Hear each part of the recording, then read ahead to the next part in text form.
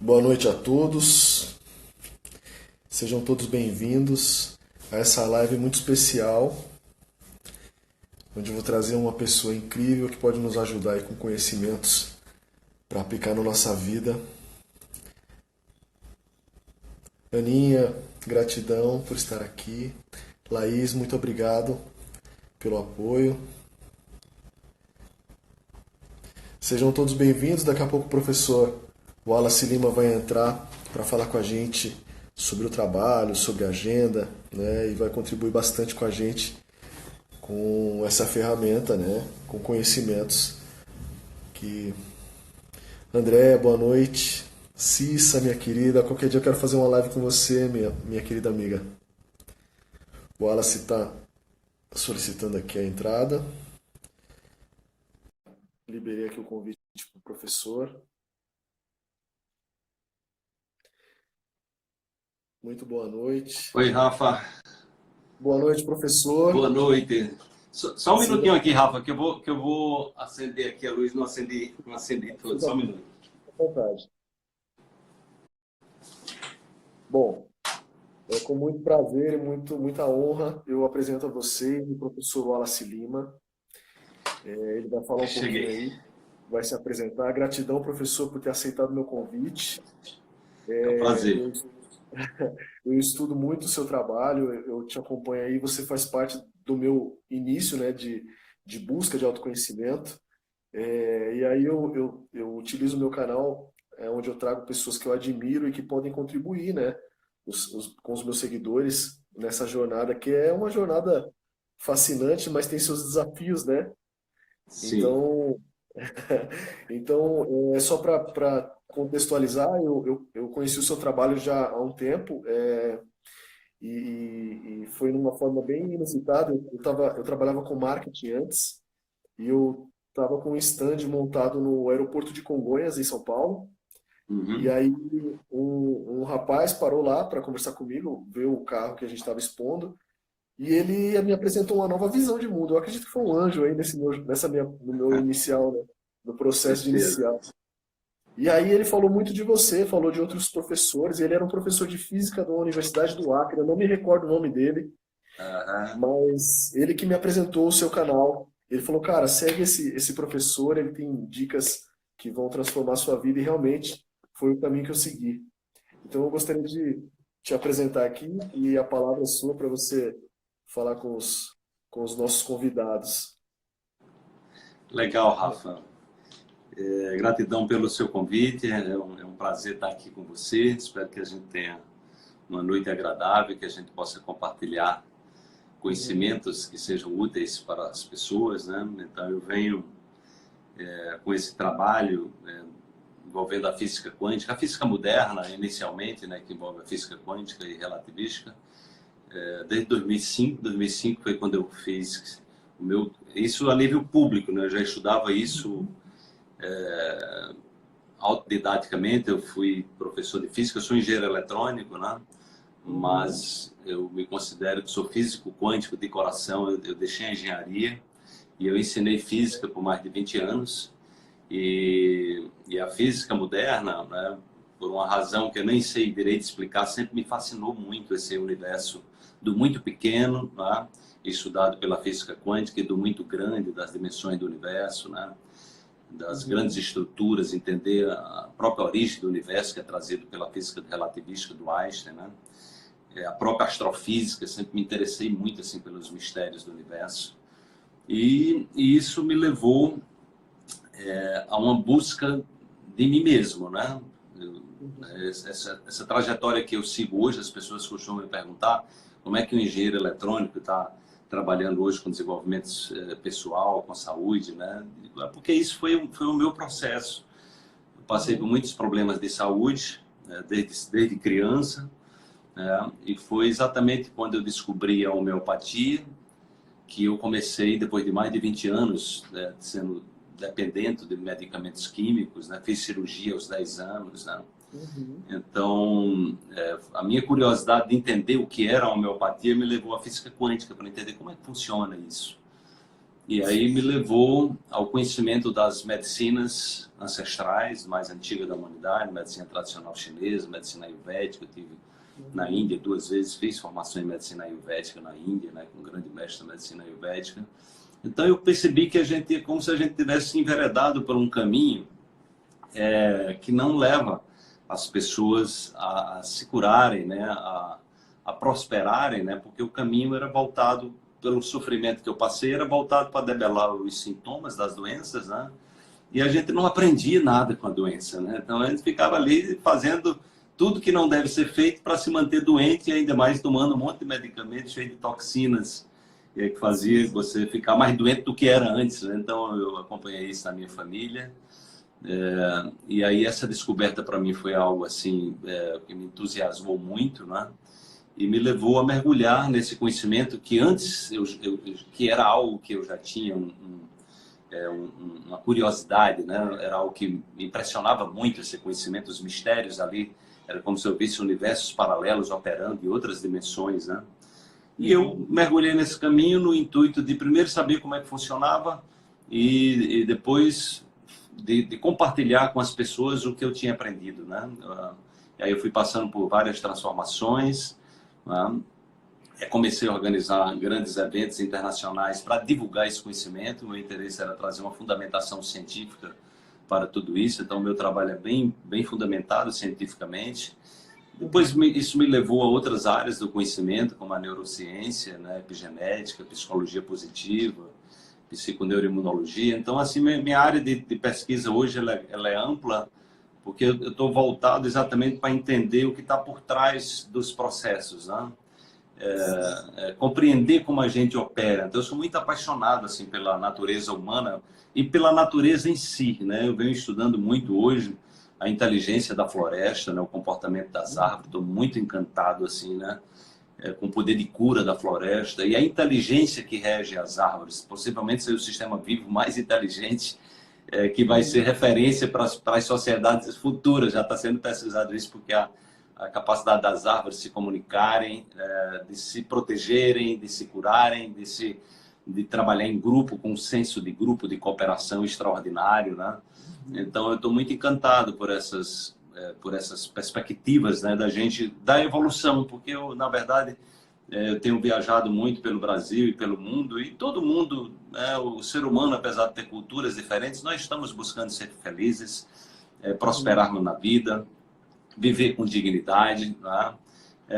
E assim, o que eu vejo mais, Rafa, é que as pessoas que elas vivem voltadas para um propósito, as pessoas que estão ajudando a melhorar o mundo, elas são mais felizes também, entendeu?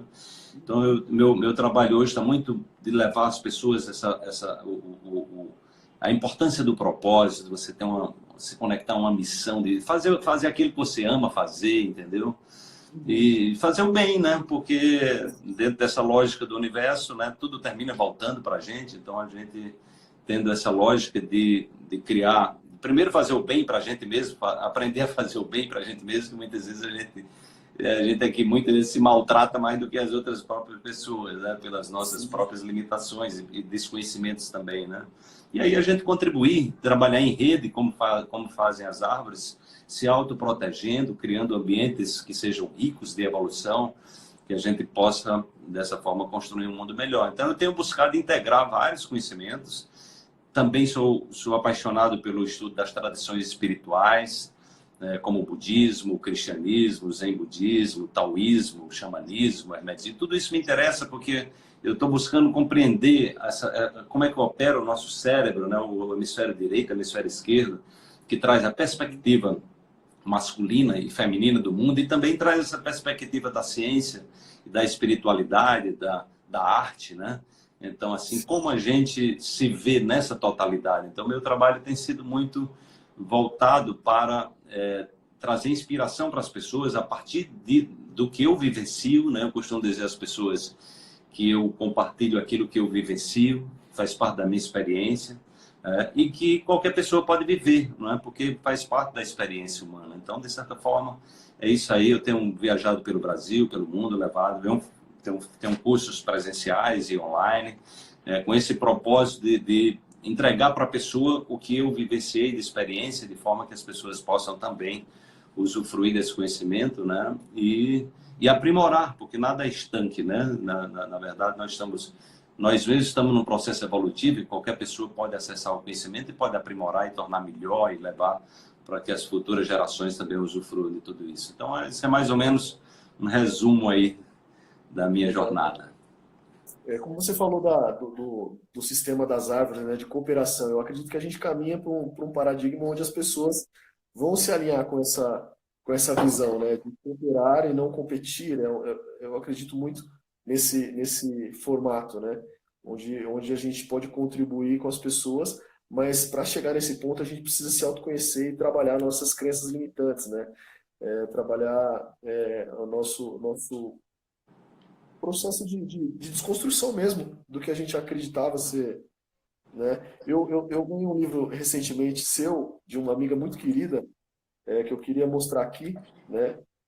Que é Os Princípios Quânticos no Cotidiano. Ah, é o meu Eu, primeiro livro. Esse foi o meu primeiro livro, Rafa. Eu lancei em 2008, né? Então foi aí onde eu sistematizei esses conhecimentos, já trazendo também o conhecimento, integrando ciência e espiritualidade com essa perspectiva de autocura. Então, esse foi o meu ponto de partida aí, né? Esse livro foi inspirador para o meu trabalho. Que legal. inclusive, ela tá aqui assistindo a gente. Quero Ah, mandar um é? beijo, agradeço pelo presente, né?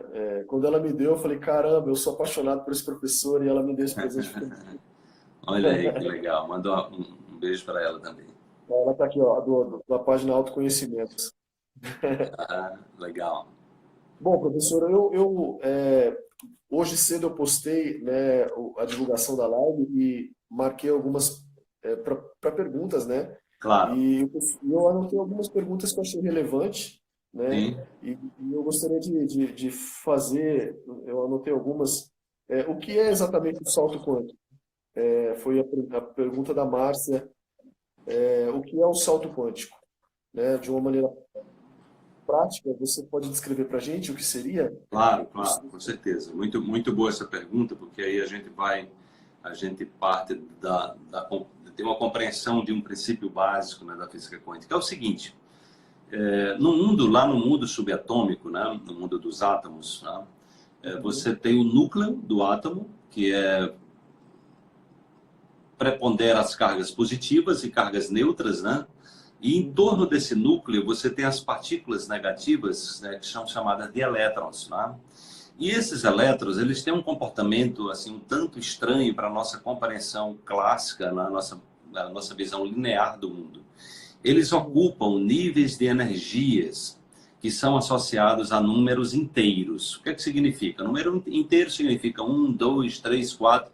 Não pode ser fracionário, não pode ser não existe um nível de energia 1,5, 1,2, 3,4, ou é 1, ou é 2, ou é 3, ou é 4. Então o elétron, ele está ali nessas chamadas camadas, onde ele circunda o átomo, né?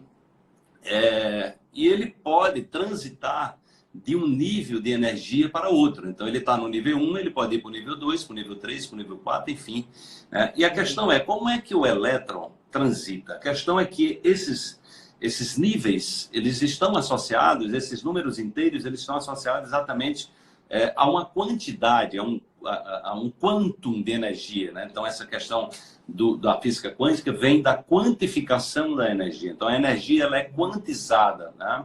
Ela tem quantidades específicas. Então, um elétron em determinado nível ele tem uma quantidade específica de energia que é mensurada pela equação digamos assim, dos precursores da física quântica, que é o Max Planck, prêmio Nobel de física quântica, né? E a grande questão é, como é que o elétron faz para saltar de um nível para outro, já que não existe uma continuidade, existe uma ruptura. É o nível 1, não tem uma escadinha ali, 1,1, 1,2, 3, é de 1 para 2. Então, o que é que acontece, né? Para que o elétron suba para um nível mais alto, você precisa fornecer para ele uma energia extra, tá? Então, essa energia extra, ela vem de onde? Ela vem do mundo exterior. Eu não sei se você já viu, Rafa, mas tem interruptores de luz, tem até decorações de teto, que tem os materiais chamados de fosforescentes, que à noite, quando você apaga, né, então alguns interruptores de luz, quando você desliga a luz, ele fica brilhando, né, ele fica reluzindo. Então, aquilo ali traduz o que é o salto quântico, né? Dentro do interior do átomo. Aí depois nós vamos para o salto quântico na mente, né? Que é essa analogia que eu costumo fazer.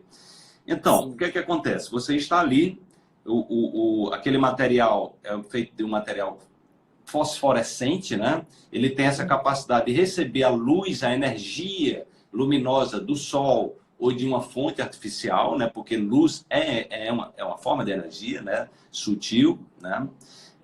E aí você vai fornecendo energia para aquele elétrico que está ali no nível 1, por exemplo, e quando ele conseguir a diferença entre o nível maior e o nível menor, ele salta. Por exemplo, se ele quer ir para o nível 3, de 1 para 3, falta 2, né? Então, ele precisa de 2 de energia de uma determinada unidade aí científica, tá? Então, quando ele consegue atingir o 2, ele dá um salto. O que acontece nesse salto há uma ruptura, na verdade. Porque o Niels Bohr, que é outro prêmio Nobel de Física, considerado o arquiteto do átomo, ele mostrou que, matematicamente, esse salto, ele não é um salto comum. Ou seja, o elétron não salta e você pode observar o caminho entre uma órbita e outra. Ele desaparece aqui e ele aparece lá na órbita mais alta, entendeu? Então é uma ruptura no tempo e do espaço e isso acontece instantaneamente. Como eu sou engenheiro eletrônico e eu estudei isso em engenharia, né? Tudo, as pessoas me perguntam, e esse salto quântico tem aplicação científica? Eu digo, gente, não existiria computadores, não existiria celulares, não existiria nenhuma tecnologia avançada do nosso tempo se não fosse o salto quântico, porque, né, o processo dos transistores, dos circuitos integrados, é exatamente usando o salto quântico. Lá em engenharia, a gente, quando estudava o salto quântico, a gente chamava de efeito tunelamento, que é o elétron vem por um caminho, aí ele encontra um obstáculo e ele salta. É como se ele viesse aqui, encontra uma parede, ele ignora a parede e aparece do outro lado da parede. Então, esse salto, como as pessoas não sabiam como é que se dava o salto, então imaginaram que devia ter algum túnel secreto que o elétron passava por lá. Então, foi chamado de efeito tunelamento para dizer, olha, tem um túnel aí, ninguém sabe o que acontece, mas deve ter algum túnel que ele passa e chega do outro lado. Ninguém sabe que túnel é esse, né? Então, isso foi um artifício usado pelos engenheiros, né, para explicar o salto quântico. No caso, quando a gente fala do salto quântico a nível da mente, né, então nós estamos falando também, Rafa, de que nós, seres humanos, nós somos regidos por energia. Tudo no universo, a equação, o Einstein mostra na teoria dele da relatividade especial, naquela famosa equação, energia é massa vezes velocidade da luz ao quadrado, ele está mostrando que matéria e energia são parte de uma mesma moeda, né? Então, tudo que é matéria pode ser convertida em energia, né? E a energia pode ser convertida em matéria também. Então, a questão é como é feita essa transição. Então, os nossos pensamentos, eles têm uma qualidade de energia e carregam uma informação. Os nossos sentimentos também, né? Então, o que acontece é que cada ser humano, ele vive em função das experiências passadas, tá? O nosso cérebro, ele é praticamente, digamos assim, é um reprodutor das experiências, né? Ele é um simulador de experiências passadas.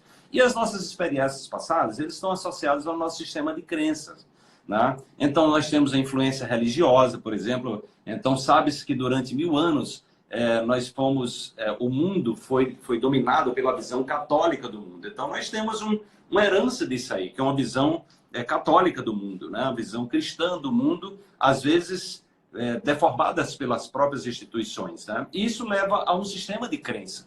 Leva a você olhar o mundo de uma determinada maneira. Então, há algum tempo, milhões de mulheres, por exemplo, foram queimadas, né? Porque elas lidavam com a natureza, elas faziam curas naturais e era simplesmente isso, era dito, olha, essas pessoas são do mal. Hoje a ciência mostra que isso foi uma aberração, né? Para você entender o que é que leva um sistema de crença a operar com as pessoas, né? Então, dessa forma, cada ser humano, dentro do país que ele nasce, dentro da cultura que ele nasce, dentro da religião que a família dele professa ou da não religião, enfim, nós terminamos absorvendo e vivendo dentro de bolhas, né? Dentro de bolhas que nos trazem a perspectiva da compreensão do mundo que tiveram os nossos pais, que tiveram os nossos antepassados, que tiveram a nossa cultura dominante, tá? Então, isso nos leva também a uma percepção do mundo que tem a ver com o nível de energia né, que ancora essa percepção, entendeu? Então, quando nós começamos a perceber que esse tipo de forma de perceber o mundo, do sistema de crença que a gente está vivendo, está nos levando a adoecer, por exemplo, comigo aconteceu isso, eu vivia doente. Desde criança, que eu fui uma criança doente, adolescente doente, até a parte da minha vida adulta. Então, eu digo que tem alguma coisa errada aí, que não funciona comigo, e o remédio que eu compro na farmácia também não serve. Eu fico cada vez mais doente quando eu tomo ele. Então, ali eu estou dentro de uma perspectiva, né, que eu posso passar a minha vida toda, como meu pai passou, tomando aquele remédio, e indo para o médico, e o médico dizendo para ele que ele tem que tomar o remédio para a vida toda, e ele acreditou naquilo ali, e ele morreu. Eu levei meu pai para o último exame dele, com 80 e poucos anos de idade. Ele veio aqui para Recife, que eu sou do interior de Pernambuco, Serra Talhada, ele veio para aqui, para Recife. Eu me despedi do meu pai numa cirurgia que ele teve que fazer de última hora, de um problema que ele sempre teve desde criança, que nunca se curou. Então, ele foi governado por esse sistema de crença. O médico disse que aquilo não tinha cura, que ele tem que passar a vida toda tomando remédio, aquilo ele levou a vida assim, como muita gente leva, entendeu? Então, ele estava num nível de percepção que ele não conseguiu fazer a transição. Eu tentei levar meu pai, na época eu já estava me tratando com medicinas naturais, tentei levar ele para algumas possibilidades dessa, mas ele não acreditava naquilo, ele não tinha base para acreditar naquilo, entendeu? Então, no entanto, quando nós começamos a desconfiar de que estar doente, né, viver doente, né, viver infeliz, viver, digamos, uma vida onde você está sempre, seus relacionamentos, sejam afetivos, sejam profissionais, ou sejam de amizade, seja lá o que for, você está sempre envolvido em problemas, ou seja, a vida é sempre uma coisa muito complicada, muito difícil, prosperidade não existe. Então a gente começa a perceber, mas por que é? Será que existe uma outra forma de viver que eu possa, a minha vida fazer mais sentido? A quantidade de gente com depressão, com ansiedade, quantas pessoas estão tirando a vida todos os dias? Ou seja, a vida chega um momento que ela não tem nem sentido mais de viver, a pessoa dá um tiro na cabeça e acabou-se, né? Então, assim, por que está levando as pessoas a agirem assim, entendeu? Então, elas estão ali dentro de como se ela estivesse dentro de uma bolha, dentro de um nível de energia que chega um momento que fica insuportável aquilo ali. Então, quando nós nos abrimos para uma nova perspectiva, nós vamos buscar energia extra, né? Então, tudo no universo é energia extra é o alimento. Eu digo, olha, de repente, será que eu mudando os componentes da minha alimentação, será que isso pode mudar o meu humor? Será que isso pode favorecer a minha imunidade? Eu fiz uma live recentemente com o Dr. Cícero Coimbra, ele mostrando que 90% da população mundial tem deficiência de vitamina D3, que leva as pessoas a pegarem dengue, chikungunya, gripe, febre amarela, esse vírus que está vindo aí, entendeu? Porque as pessoas estão com o sistema imunológico completamente comprometido, né? Por falta de sol, por falta de reposição de vitamina D3. Então a gente pode começar a operar no nível da energia, trabalhando com energia mais densa, que é o aspecto material. E isso, se eu começo a me alimentar melhor, o líquido que eu tomo, ou seja, ter um cuidado melhor, sair dos alimentos com toxinas e passar a comer alimentos orgânicos, enfim, né? Isso vai mudar a vibração do meu corpo. Então, eu vou começar a ter transição de mudança, porque a energia muda. Então, você vai começar a receber um outro tipo de informação. E aí, naturalmente, a tendência é você começar a se movimentar para níveis mais de vibração mais elevada, entendeu? E aí, se eu começo a perceber também que os meus pensamentos, eu acordo só pensando no que não deu certo na minha vida, pensamentos tóxicos, lembrando dos relacionamentos que não funcionaram, dos problemas que eu tive com meu pai, com minha mãe, com minha esposa, ou ex-esposa, ou ex-marido, ou atual. Enfim, se eu vivo sempre no redemoinho, nutrindo emoções negativas, eu estou prisioneiro também de um nível de energia que está associado a um nível de percepção. Aí se eu começo a perceber que é possível treinar a mente, usar recursos como a meditação, fazer algum tipo de prática, né, contemplativa, fazer atividade física, tomar sol, qualificar aquilo que eu vejo, né, na TV, um livro, qualificar também relacionamentos, buscar pessoas que estão também nessa busca de serem pessoas melhores, entendeu? Então, assim, isso você vai começar a perceber também que você transita para outros níveis quando você faz isso.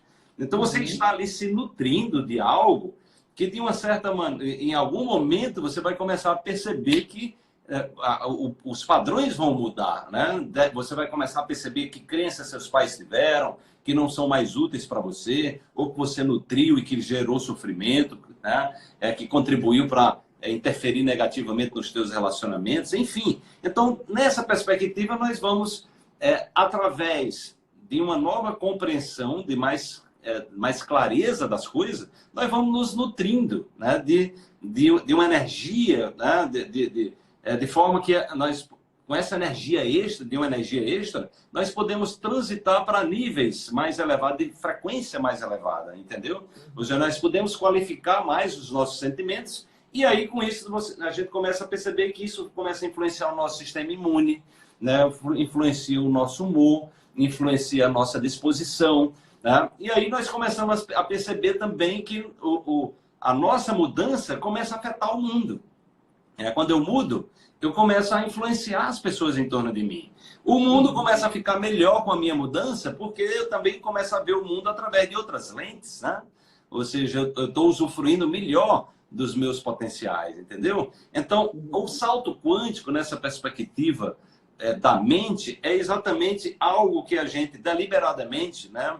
A gente, à medida que vai tendo mais consciência da inteligência do nosso corpo, né, da capacidade que nós podemos desenvolver de gerenciar melhor as nossas emoções, né, ou seja, os nossos pensamentos, para que a gente não esteja atirando contra nós mesmos todos os dias, ou seja, se sabotando, se maltratando, né, se culpando. Então a gente pode criar um ambiente mais favorável, onde nós podemos começar a perceber que há uma relação direta entre esse nosso mundo interior e o mundo que se manifesta fora, entendeu? Então, ter essa compreensão é um salto qualitativo, né? É um salto qualitativo e energético, vibracional, porque nós vamos mudar a frequência, né? Porque nosso cérebro opera através de frequências elétricas e magnéticas, o coração também emana um campo magnético muito poderoso, e a gente vai perceber que a nossa vida pode ser transformada a partir do momento que eu transito, né? Às vezes de zonas de conforto, né, de acomodações, e eu posso operar acessando novas possibilidades na minha vida que me fazem uma pessoa melhor, uma pessoa mais saudável, uma pessoa mais feliz, realizada, né, e comprometida também com um mundo melhor. Então, o salto quântico, de uma maneira sintética, né, seria essa possibilidade que todos nós temos de investindo em autoconhecimento. Então, uma conversa que a gente está tendo aqui, ela pode, de repente, motivar as pessoas a quererem conhecer um pouco mais, né? Eu tenho mais de 30 anos, Rafa, que eu não tomo medicamentos químicos, né? Depois de ter passado mais de 20 tomando, né? Então, assim, que essa possibilidade existe. Eu sou um ser humano, eu não fiz isso porque eu sou melhor do que ninguém, não. Eu fiz isso porque eu me determinei a fazer. E qualquer pessoa pode fazer também. Pode fazer melhor do que eu fiz naturalmente, né? Não existe essa coisa do limite, ou que alguém chegou lá no... Não existe. Cada um... Nós estamos aqui para contribuir e trazer para as pessoas a possibilidade de aprimorar aquilo que a gente faz. Então, de uma forma simplificada, seria mais ou menos isso aí, o salto quântico. A galera está escrevendo aqui, tá bem rápido, não está dando para acompanhar muito se tem perguntas, mas está interagindo bastante. Gratidão aí a todos. Professor, quando eu comecei nesse processo, né, quando fui apresentado principalmente ao seu trabalho, né, esse professor de física, que eu não me recordo o nome, infelizmente, ele me apresentou o seu canal e me deu vários conteúdos para eu seguir, né? E uma coisa interessante é que ele fez uma proposta para mim, ele fez um desafio, na verdade. Ele falou assim: você assiste TV? Eu falei: eu assisto. Ele falou: você é casado? Eu falei: sou. Ele falou: então eu vou fazer um desafio, eu vou te dar um livro, né? Mas para eu te dar esse livro, você tem que aceitar o desafio. E aí ele falou, o desafio era basicamente eu não assistir mais TV, pelo menos até eu terminar de ler o livro, né? Então, o desafio Muito é o bom. seguinte: ele falou: vou te dar esse livro e você combina com sua esposa para você, todo dia que você chegar do trabalho, você lê o livro, o quanto você conseguir, mas que você até terminar de ler o livro, você não vai assistir TV. E eu aceitei o desafio. Até hoje eu não tenho mais TV depois desse professor, né? E ele me deu um livro chamado O Poder do Agora, do Eckhart Tolle. Fantástico. Muito legal. Foi fundamental. E ele me deu vários caminhos. Esse cara, eu chamo ele de anjo porque realmente ele me abriu e eu estava aberto, né? Claro, eu estava receptivo a essa informação. E eu acredito que o meu salto quântico aconteceu pela sabedoria. Eu estava receptivo, né? Então ele me apresentou o seu canal e me apresentou alguns filmes também, Interestelar, Legal. enfim, alguns filmes que expandiam a consciência. Então, eu percebo que depois desse processo, e eu acessando o seu conteúdo no canal, eu mudei drasticamente minha alimentação. E isso reverberou instantaneamente. Sim. Mudando minha alimentação, automaticamente eu mudei minha energia. Sim. E o desafio que foi nesse processo foi que eu me desconectei de, de muitas pessoas nesse processo, né? Aham. Então, quando eu comecei a me alimentar desse tanto fisicamente, mas de conteúdos novos, o que aconteceu foi que eu tive uma ruptura de pessoas que eu convivia, né? E no momento inicial, o meu ego começou a querer se agarrar, porque eu não estava mais me encontrando, eu estava meio perdido. Eu comecei a viver uma nova visão de mundo, mas que as pessoas do meu convívio não acompanhavam, minha família, por exemplo, Uhum. não acompanhavam. Então eu me senti um pouco deslocado nesse primeiro momento. Então eu queria ouvir de você uma dica para as pessoas que estão enfrentando isso nesse momento. Porque geralmente no relacionamento, quando você está buscando autoconhecimento e o seu parceiro não está, existe uma dificuldade de interação, né? Então, nesse primeiro momento, eu tive até uma ruptura com a minha parceira. Nós ficamos aí um período separados, foi uma catarse violenta até, porque a gente não estava mais alinhado, eu acredito. Então, qual seria a sua dica para as pessoas que estão nessa busca de autoconhecimento e nos relacionamentos estão encontrando dificuldades, né? Principalmente pelo meu trabalho. Hoje eu trabalho com a terapia tântrica e eu percebo que após uma sessão com a terapia, ah, os relacionamentos, se o parceiro não tiver também nesse movimento de busca, existe uma ruptura, uma desconexão, né? Então, o que que você poderia dizer para a gente como trabalhar os relacionamentos das pessoas que ainda não estão nessa busca? Olha, um casal, né? Um casal, ele cria ali um campo, né? Um campo próprio, né? Que transcende o casal, entendeu? Então, cada um traz a sua história, né? Traz o seu aprendizado, né? E aí duas pessoas escolhem estar juntas exatamente buscando um processo de cooperação, né? E é muito importante nesse processo que as pessoas estejam num determinado possam andar juntas, possam andar lado a lado, entendeu? Porque o desnível, né, seja de conhecimento, enfim, né, seja de propósito, ele pode interferir diretamente na qualidade da comunicação, entende? Uhum, Porque de repente, imagina você está aí investindo em autoconhecimento, você está buscando se compreender melhor com a sua pessoa, você está buscando no campo da sexualidade, por exemplo, né? É, se resolver, trabalhar uma sexualidade saudável, entendeu? Entender os processos. A gente praticamente não teve nenhum tipo de educação sexual, então são muitos tabus, é muito sofrimento que rege a questão da sexualidade, seja feminina, seja masculina, né? E aí o que é que acontece? Isso precisa, quando os, o casal eles topam juntos, entrar junto numa jornada de busca interior, de aprendizado, porque na verdade é um processo de aprender coisas novas e desaprender, né? Porque às vezes nós temos muita coisa para desaprender, né? Coisas inúteis, né? Coisas que nos levaram a sofrer, que geram dificuldades nas nossas relações, entendeu? E uhum, isso, quando o casal está disposto a trabalhar junto, isso favorece absurdamente, né? Porque é um crescimento, é uma descoberta. Se um dá um passo, o outro está percebendo o passo, está compreendendo porque aquele passo foi dado, né? Mas no uhum, momento, Rafa, que uma pessoa está andando num sentido e a outra em um outro, entendeu? Então, o que é que acontece? Daqui a pouco você está trazendo informações, você está se convencendo de que certos comportamentos, né, certas circunstâncias que vocês vivem, da forma que vivem, não vale mais a pena, entendeu? uhum, Mas aí, se você tem a compreensão e o outro não tem daquilo, fica complicado o diálogo, né? Porque é como se sim, fosse, na verdade, nós funcionamos, o nosso cérebro, ele funciona a partir de softwares, né, que são programas, né?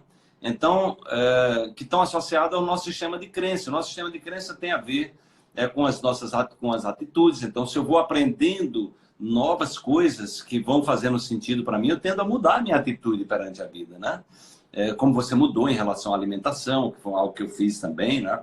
Então a gente vai começando a ter mudanças, né?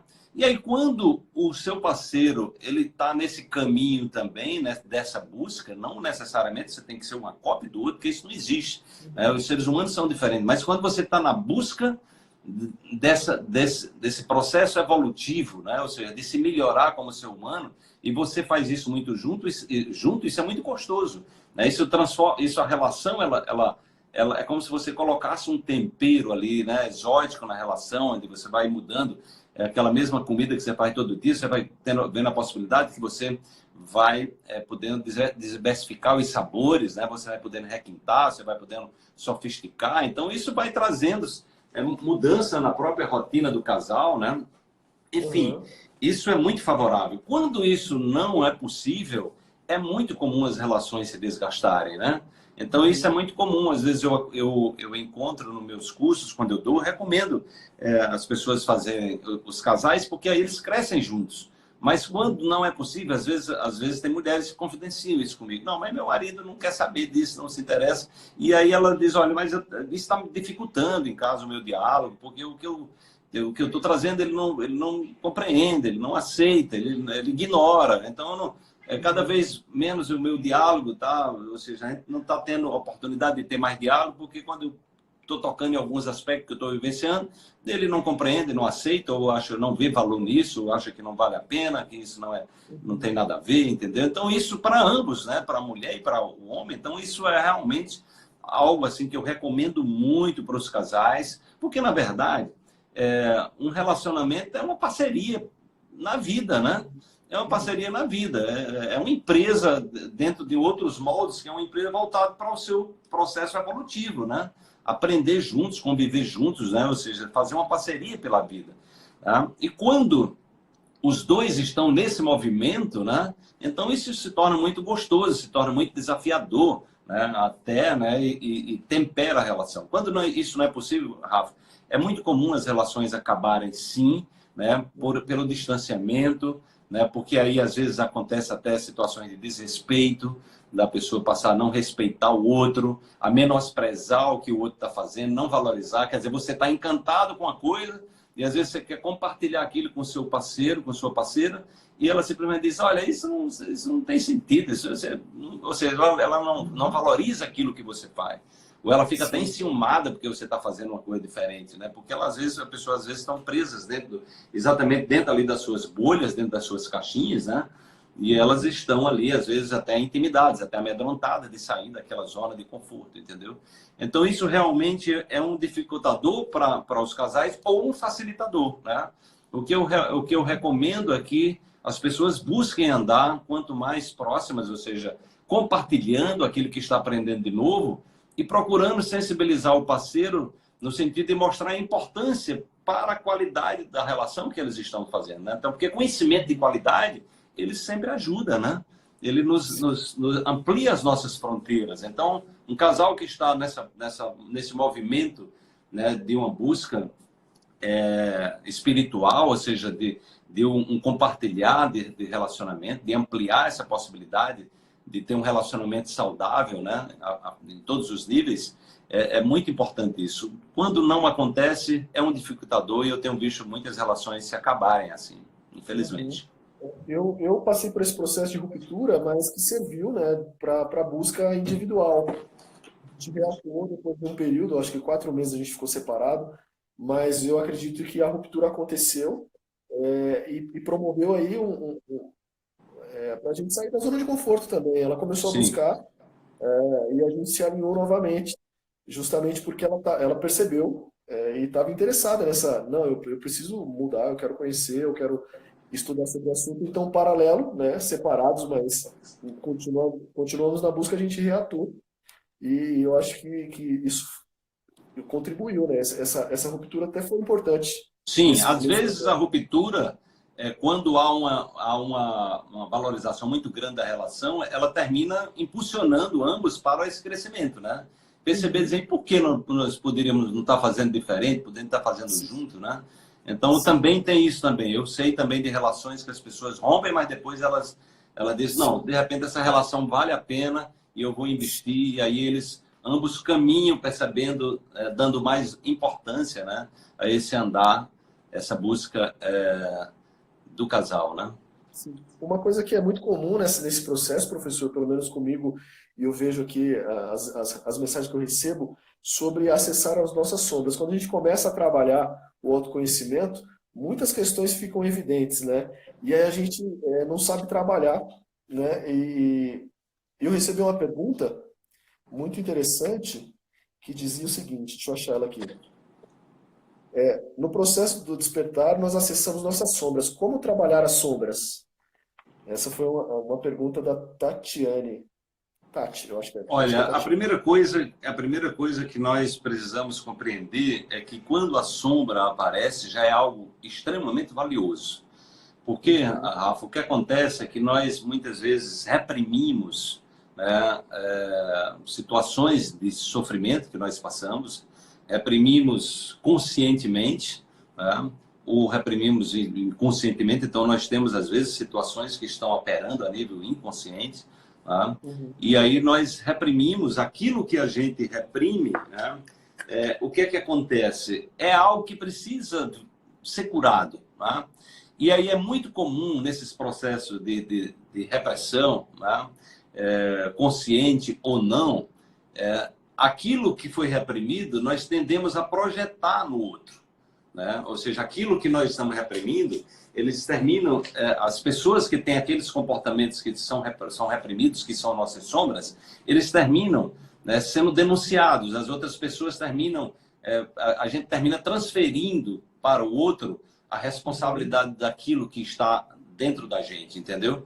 Então, é uhum, muito importante, né, ter essa compreensão, porque as sombras, quando a gente começa a se incomodar muito com o comportamento das outras pessoas em determinados aspectos, é muito comum que aquilo tenha a ver com algum tipo de repressão, né, que às vezes essa repressão ela vem na estrutura familiar, por exemplo, em relação à sexualidade, em relação uhum. à questão de lidar com dinheiro, com prosperidade material, enfim, uma infinidade de coisas. Tudo que permeia a nossa vida tem a ver com a forma como nós modelamos as nossas crenças, né?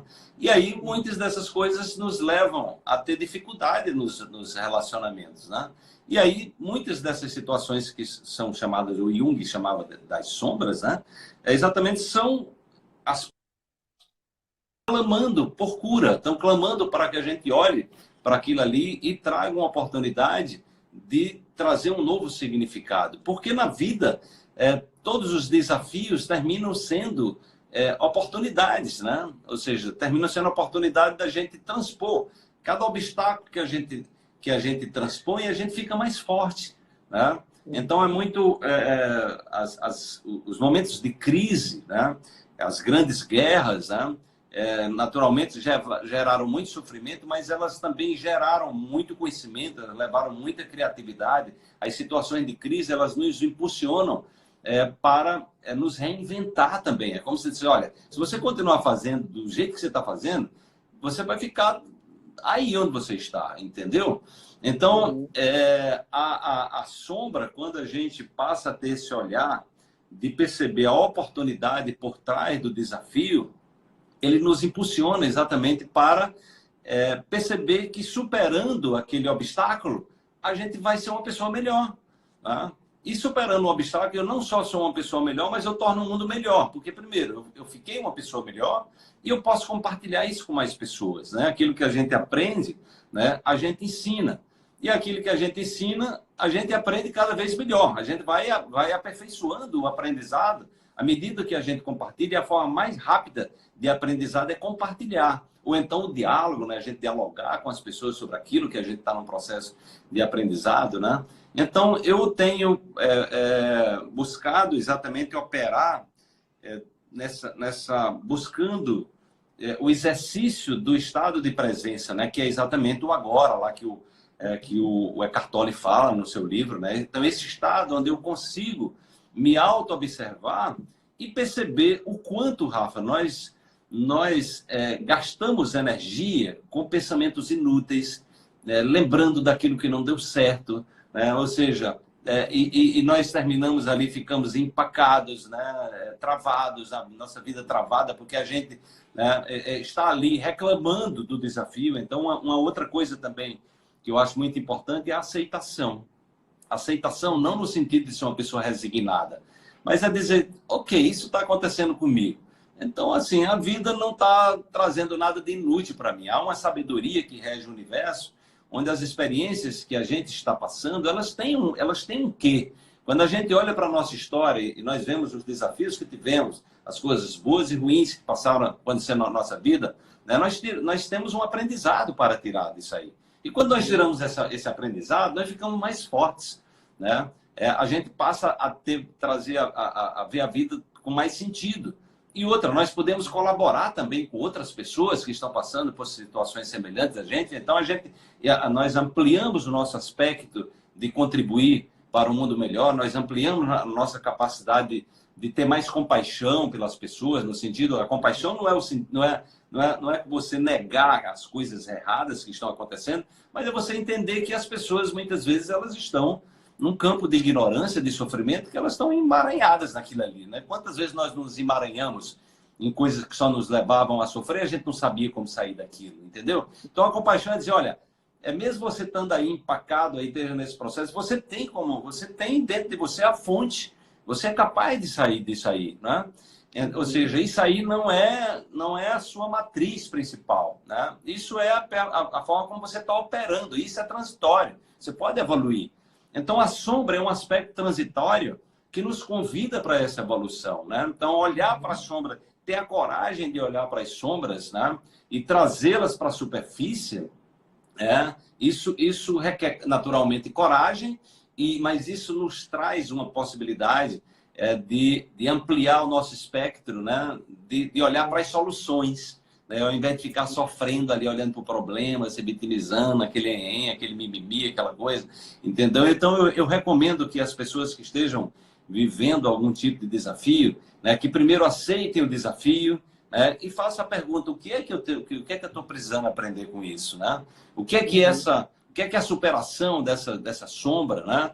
Superando essa sombra, que aspecto da minha vida pode melhorar? Então, a gente já começa, quando eu começo dando esses encaminhamentos, eu estou dizendo que essas possibilidades existem, né? E que eu posso começar a vislumbrar, olhar para essas possibilidades, e que às vezes são possibilidades inusitadas, né? Que até surpreendentes. Então, quando a gente está aberto para esse jogo, assim, de dizer, olha, isso faz parte, eu aceito, e eu estou aqui disposto a aprender com isso. Então, a vida começa a ter um novo sentido. A gente sai de uma visão pessimista do mundo para uma visão otimista, que mesmo os problemas, a gente pode fazer uma alquimia, né? E nos empurrar para o alto a partir dessa transformação. Sim, eu acredito muito na aceitação, professor. A aceitação tira realmente a gente do vitimismo e faz a gente aprender a lição, ao invés de repetir esse padrão, né? Porque se a gente não olha para aquilo, aquilo vai se repetindo até que a gente olhe e aprenda. Então, a aceitação, eu acredito que é fundamental nesse processo, né? Ó, a gente está com 5 minutos de live. Se cair, você topa voltar só para a gente finalizar? Claro, claro. Pode me chamar de novo. Tá, então, eu tenho uma pergunta aqui de uma grande amiga, que ela pergunta o seguinte: minha mãe é bastante negativa, e isso interfere na minha energia. Como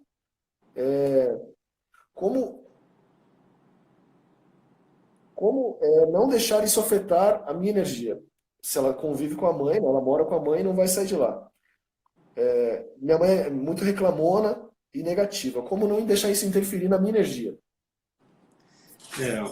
Essa coisa da relação com os pais, trazendo a visão sistêmica aí do Bert Hellinger, é algo assim que a gente deve colocar como uma prioridade nas nossas vidas, né?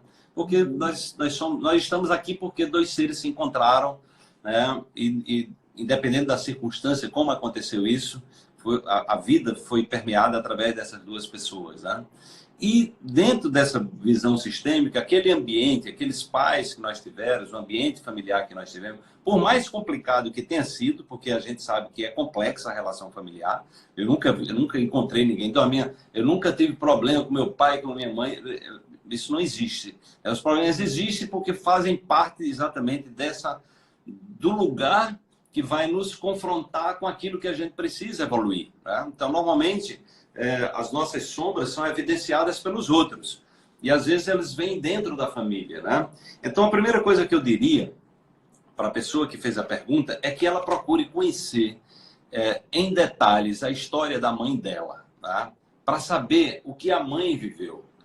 Porque, às vezes, as pessoas não têm ideia do que os pais viveram, Rafa, e às vezes nossos pais tiveram condições muito mais complicadas do que a gente. Então a gente vai ter uma clareza de que aquele comportamento pessimista, aquele comportamento às vezes depressivo ou autoritário, ele tem uma história, né? Ele fez parte de uma história. Ele, na verdade, não está agindo assim porque é uma pessoa ruim, porque quer fazer você sofrer. É porque ele também está envolvido em sofrimento. Ele não está sabendo como sair daquilo. Ele aprendeu até de uma forma pior do que ele está passando para a gente, entendeu? E aí, com isso aí, nós trabalhamos dentro da compaixão, né? Não é negar o pai, negar a mãe, né? Porque, às vezes, você pode até sair de casa, né? Não há nada de errado você sair de casa, né? E morar só, entendeu? Ir lá e construir sua vida, né? Porque quanticamente nós não precisamos estar na presença da pessoa, né? À distância nós nos comunicamos com as pessoas, né?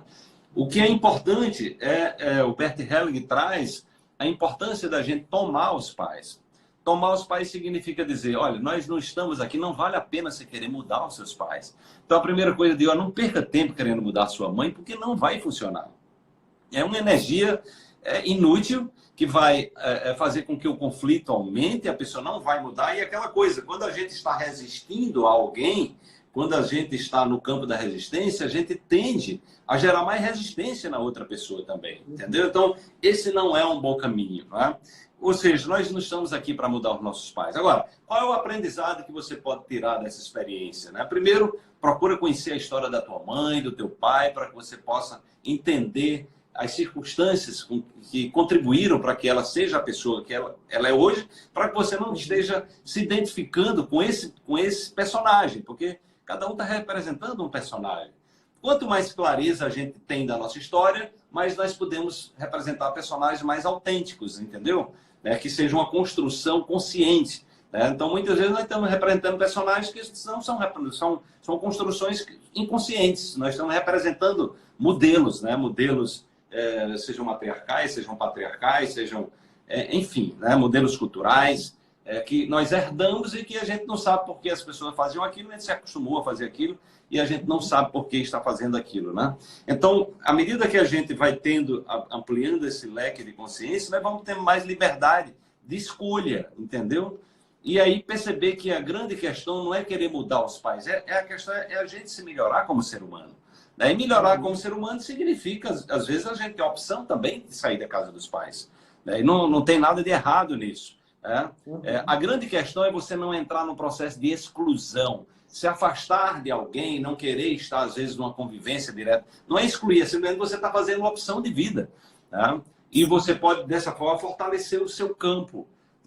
E perceber o porquê você está vivendo essa experiência. Porque aí a gente começa a dizer, sim, eu tenho uma responsabilidade nisso. Se eu estou vivendo essa experiência, tem algo aí que eu preciso aprender com isso. Porque quando a gente resiste, é muito comum isso aí na visão sistêmica do Bert Helling, quando nós resistimos aos nossos pais, quanto maior o nível de resistência, maior a probabilidade da gente reproduzir aquele padrão.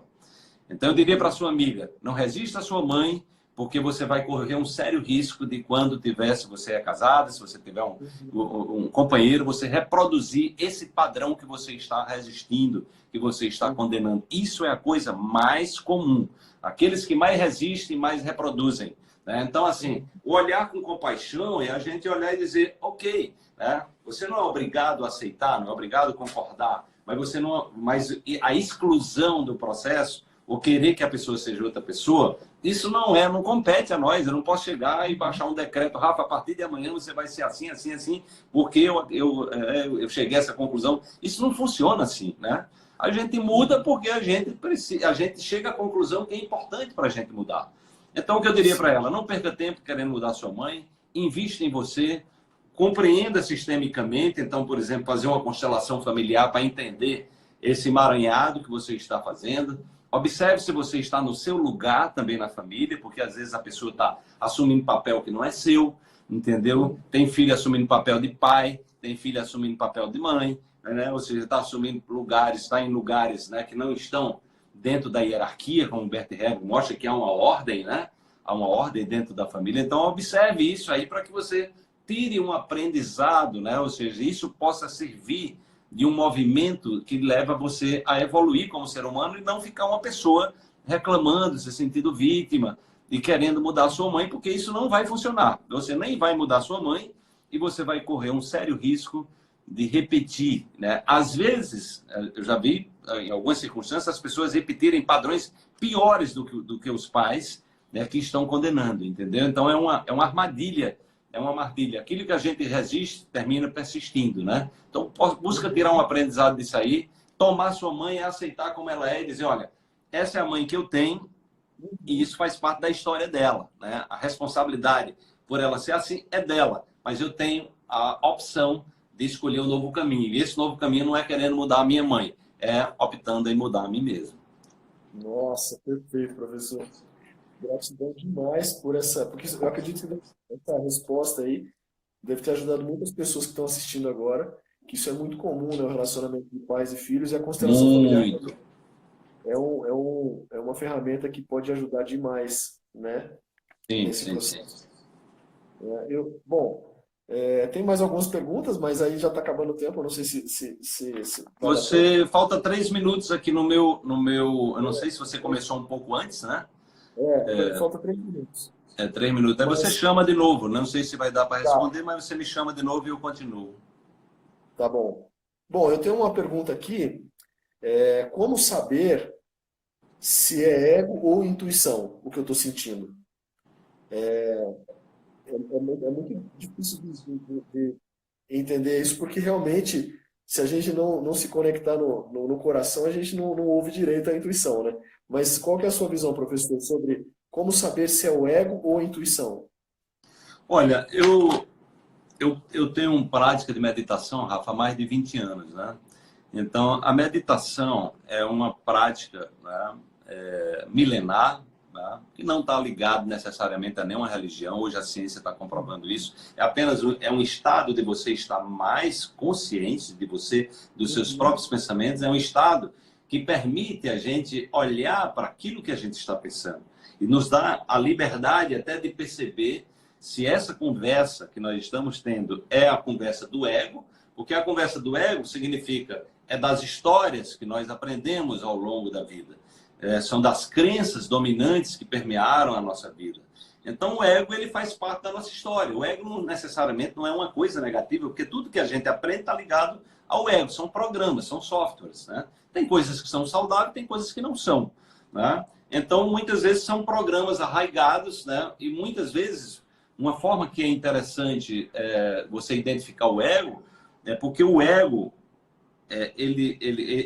o ego, quando ele está operando, né, negativamente, né, ele se apresenta trazendo o chamado estado de sobrevivência, né, que é o estresse. É quando você está trazendo preocupações sobre coisas que já aconteceram, né, quando você está remoendo problemas, quando você está trabalhando no campo da ansiedade, preocupado com o que vai, querendo ter controle sobre o que vai acontecer. Então, normalmente, isso aí é a voz do ego, que são os programas ruminando, né, simulando o que não deu certo, porque o cérebro sobrevivente ele vai operar exatamente de experiências negativas, e aí ele simula, ele cria isso facilmente. Então, quando ele se apresenta, quando você tiver uma percepção de que aquilo que você está sentindo tem a ver com um medo antigo, tem a ver com uma preocupação familiar, uma preocupação cultural, uma preocupação religiosa. Então, isso claramente é ego, né?